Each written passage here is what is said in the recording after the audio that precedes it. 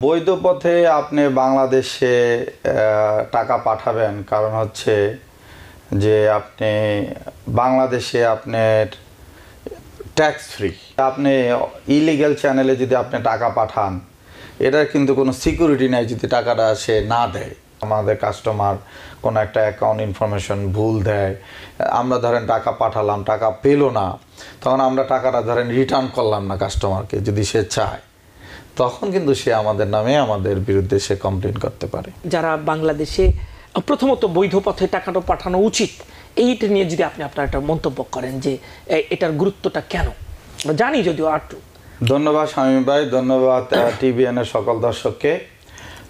বৈধ পথে আপনি বাংলাদেশে টাকা পাঠাবেন, কারণ হচ্ছে যে আপনি বাংলাদেশে আপনার ট্যাক্স ফ্রি, প্রথমত হলো এটা। আর দ্বিতীয় কথা হচ্ছে যে আপনি ইলিগ্যাল চ্যানেলে যদি আপনি টাকা পাঠান, এটার কিন্তু কোনো সিকিউরিটি নেই যদি টাকাটা সে না দেয়, আপনি কিছু করতে পারবেন না আইনতভাবে। কিন্তু আমাদের মতো যারা মানি ট্রান্সমিটার্স কোম্পানি আছে, আমাদের এখানে new York state department of financial সার্ভিসের লাইসেন্স প্রাপ্ত আমরা। কাজে আপনার একটা রেমিটেন্সের যে কোনো একটা প্রবলেম হলে আমরা যদি এটা সমাধান করতে না পারি, তাহলে কিন্তু আপনি আমাদের নামে কমপ্লেন করতে পারেন। হ্যাঁ, কাজে আমাদের যে এক একটা লাইসেন্স, আমরা যে লাইসেন্সে আসি, আমরা কিন্তু রুলস অ্যান্ড রেগুলেশন কমপ্লায়েন্স মেনে, এই আমেরিকার কমপ্লায়েন্স মেনে তারপরে রেমিটেন্স ব্যবসা করতে হয়। এটা কিভাবে এটা করতে হয়?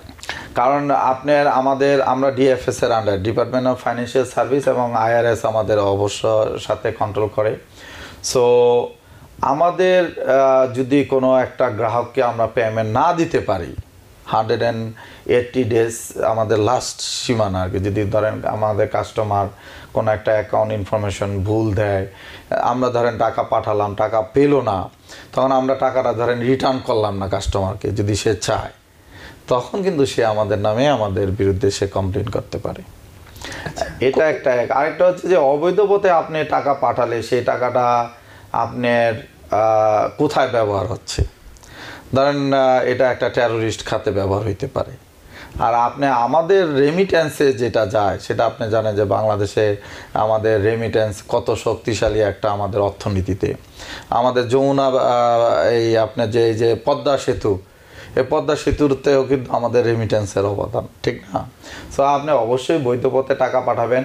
আরেকটা জিনিস হচ্ছে যে এখন আমাদের মতো যারা কোম্পানিগুলো আছে, আমরা কিন্তু ভালো রেট দিচ্ছি, যেটা ইলিগ্যাল চ্যানেলের কাছাকাছি। কারণ সরকার আপনার 2.5% প্রণোদনা দিচ্ছে। ধরেন এখন আমাদের মার্কেট রেট প্রায় 121। সো আপনার ইলিগ্যাল চ্যানেলও হয়তো বা এত রেট নাই, কারণ আপনার ইনসেন্টিভ সহ 121 পরে।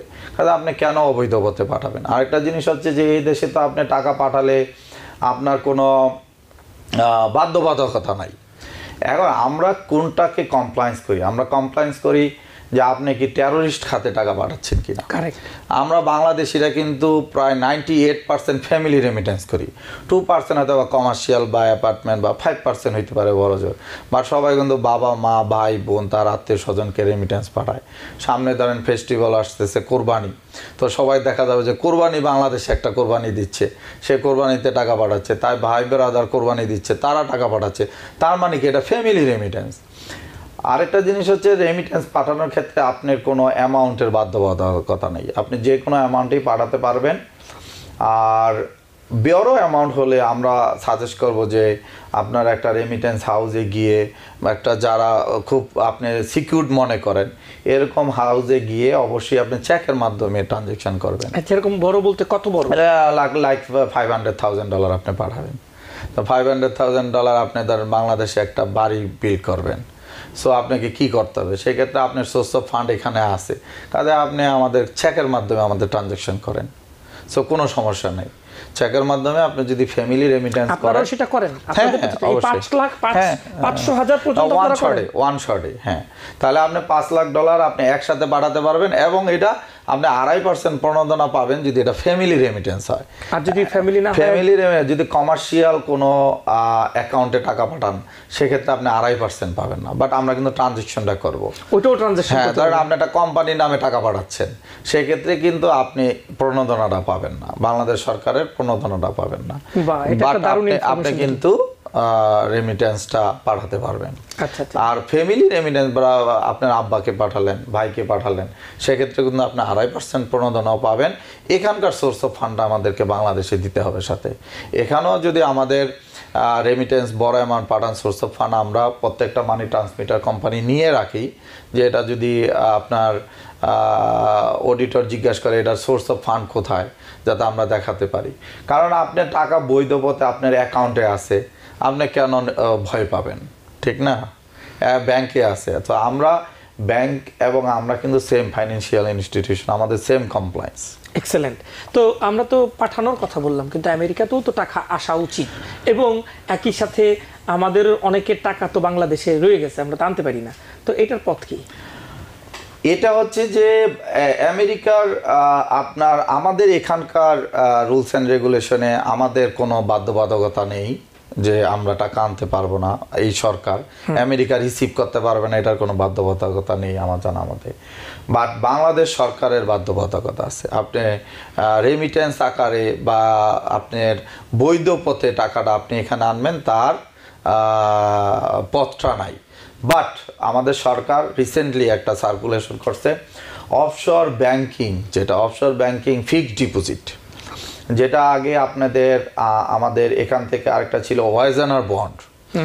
ওয়াইজেনার বন্ডে আপনারা বাংলাদেশে এখান থেকে যারা বাংলাদেশি, আমরা ওয়াইজেনার বন্ডে টাকা ইনভেস্ট করতে পারতাম বাংলাদেশে, প্রায় ডাবল 5 ইয়ার্সে টাকা হয়ে যেত। ধরেন 5 লাখ টাকা আপনি বাংলা টাকা যদি ওয়াইজেনার বন্ড করতেন, এটা 5 বছরে 10 লাখ টাকা আপনি রিটার্ন পাইতেন।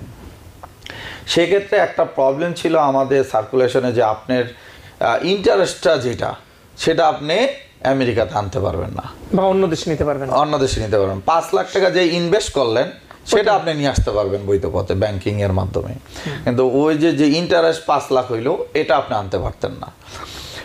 বাট বর্তমান যে অফশোর ব্যাংকিং, যেটা এখন আলোড়ন সৃষ্টি করছে, যে নতুন সার্কুলেশন যেটা বাংলাদেশ ব্যাংকের, অফশোর ব্যাংকিংয়ে আপনি বাংলাদেশে টাকা ইনভেস্ট করতে পারবেন।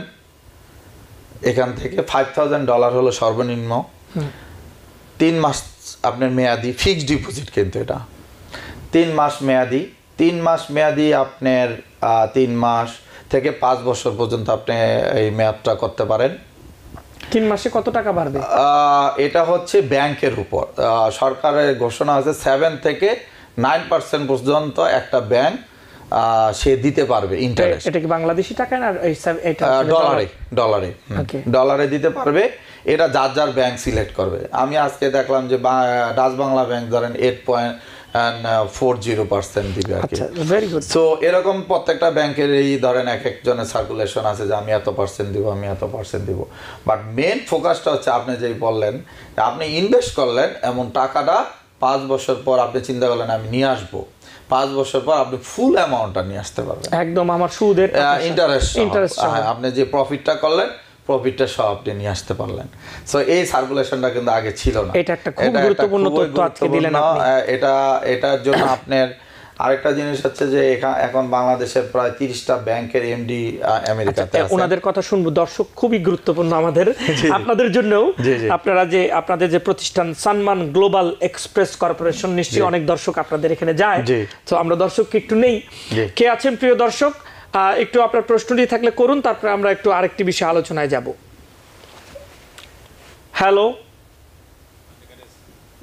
দুঃখিত দর্শক, কোনো কারণে সংযোগটি বিচ্ছিন্ন হয়ে গেছে। প্রশ্ন করবেন, আপনাদের জন্যই তো আমাদের আয়োজন। তো এবার আপনি বলছিলেন 34টি ব্যাংকের, 30টা ব্যাংক, অনেক। বাংলাদেশের 30টা ব্যাংকের গুরুত্বপূর্ণ কর্মকর্তারা এখন আমেরিকাতে আছে, কি কারণে? না, এটা প্রথমত হলো আমাদের স্টেট ডিপার্টমেন্টের থেকে একটা সম্ভবত আপনার কমপ্লায়েন্স ট্রেনিং এবং ব্যাংকিংয়ের যে কোনো একটা ট্রেনিংয়ে ওনারা আসছেন।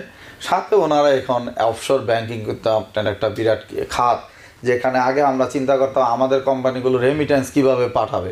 এখন বাংলাদেশের ব্যাংকের এখন একটা উদ্যোগ হয়ে গেছে যে রেমিটেন্স কিভাবে নিবে, রেমিটেন্স মিন্স ডলার কিভাবে তাদের বাংলাদেশে নিবে ব্যাংকগুলো, কারণ এখন তো আমরা যারা সাধারণ পিপল আছি আমরা কিন্তু বাংলাদেশে ইনভেস্ট করতে পারতেছি এখন, যেটা এই দেশে ধরেন আপনি $5,00,000 রাখলেন ব্যাংকে, আপনার তো কোনো প্রফিট নাই। এদেশে তো আপনি তো বলছেন আমরা $5,000 বেশি পাঠাইতে পারবো।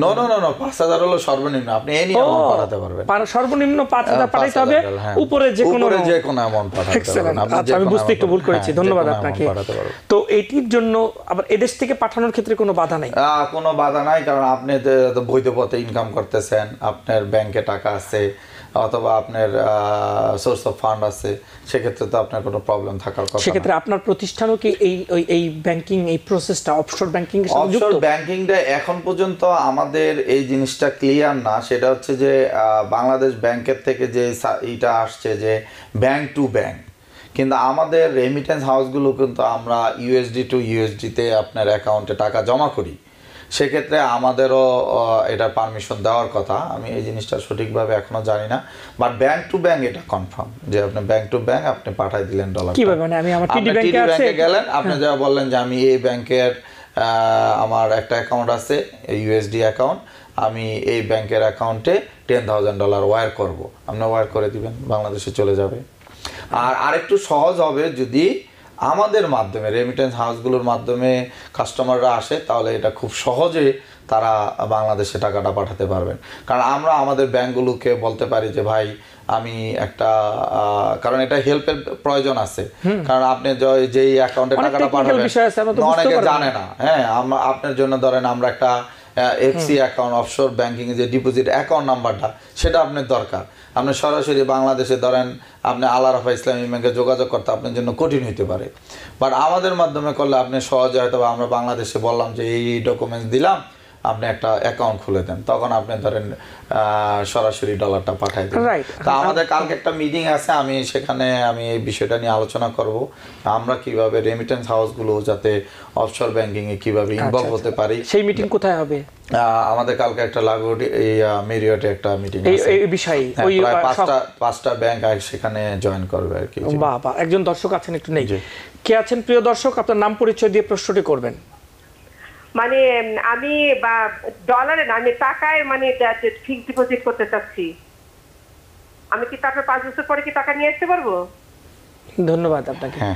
হ্যাঁ আপনি পারবেন, আপনি ডলারে এখান থেকে ডলারে পাঠাবেন, বাংলাদেশে ডলারেই থাকবে, এটা টাকাতে হবে না, ডলারেই থাকবে, আপনি 5 বছর পর টাকাটা নিয়ে আসতে পারবেন। জি, উনি টাকাতে কেন করতে চাচ্ছেন এটা একটু জিজ্ঞেস করুন। না, টাকাতে দরকার নাই, যদি করতে হয় তাহলে ওয়াইজানা বন্ড করতে হবে, সেটাও সুবিধা আছে, কিন্তু সেক্ষেত্রে আবার আপনি লাভের টাকা আনতে পারবেন না, লাভের টাকা আনতে পারবেন না। জি, সেটাই। ধন্যবাদ আপনাকে। আরেকটি বিষয় হচ্ছে, আপনি তো TVN 24 টেলিভিশনে আমরা কথা বলছি, আমাদের দর্শকরা কানেক্ট হয়, আমাদের দর্শকরা আমাদেরকে দেখে, বিপুল সংখ্যক লোক কিন্তু TVN 24 টেলিভিশন দেখে, ফলে যে কোনো ধরনের প্রচারণায় সাকসেসফুল যদি হইতে হয় তাহলে এরকম বড় গণমাধ্যমকে পাশে রাখতে হয়। ফলে যেসব ব্যাংক বা প্রতিষ্ঠানগুলো তারা কিন্তু এলোমেলো ঘুরে কিন্তু আমাদের দর্শকদেরকে বা আমাদের মানুষদেরকে বুঝাতে পারবে না যে সঠিক জায়গায় যেতে হবে, যে আমাদের ব্যাংকগুলোকে বলতে হবে গিয়ে যে ভাই আমাদের এই প্রচারণাটা দরকার, এবং সেটা নানা ফরম্যাটে তো প্রচারটা হতে পারে। যেমন আপনি ধরেন মিডিয়াতে হলে আপনাদের মতো যারা জনপ্রিয় আছে তাদের কাছে আসতে হবে। রেমিটেন্সের ক্ষেত্রে যেহেতু আমরা খুব বড় ভূমিকা রাখতেছি, আমরা প্রায় আপনার 5টা রেমিটেন্স কোম্পানি, তার মধ্যে 2টা প্রাইভেট কোম্পানি। সো আমরা ধরেন সানম্যান এবং প্লাসিড, আমরা 2টা কিন্তু সরাসরি বাংলাদেশের ওন বাই প্রাইভেট কোম্পানি।